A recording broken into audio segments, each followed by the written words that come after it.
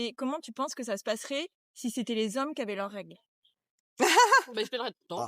Ouais, je pense que ce serait très compliqué. Parce que moi, j'ai un Comme rhume. d'habitude, Ah bah, ça va du monde. Aujourd'hui, j'ai posé une question à des femmes. Et si c'était les hommes qui avaient leurs règles? Mais pour tout, genre la contraception, rien que pour les douleurs et tout, l'endométriose, tout ça, genre tout aurait été déjà plus recherché comparé à nous, à Ok. 100%.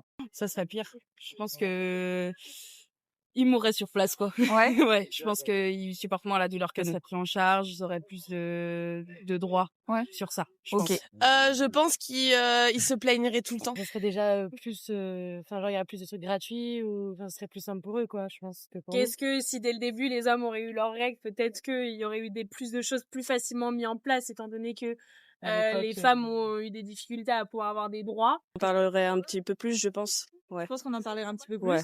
Mais en dehors de ça, qu'il n'y aurait pas trop de différence. Non. Les maladies masculines bénéficient de 70% des financements en santé sexuelle et reproductive, alors que seulement 5% du budget de financement de recherche biomédicale est dédié aux maladies féminines. Il y a plus d'études sur la calvitie que sur l'endométriose, qui est pourtant une maladie chronique qui touche une femme sur 10. 70% des essais cliniques surhumains sont réalisés sur des hommes. Donc oui, à la question, est-ce que ça serait différent si c'était les hommes qui avaient leurs règles? Je pense que oui, parce qu'on voit que dans les chiffres, la recherche et la prise en charge, il reste quand même beaucoup d'inégalités. Dis-moi en commentaire, est-ce que j'exagère totalement ou alors je suis plutôt dans le vrai?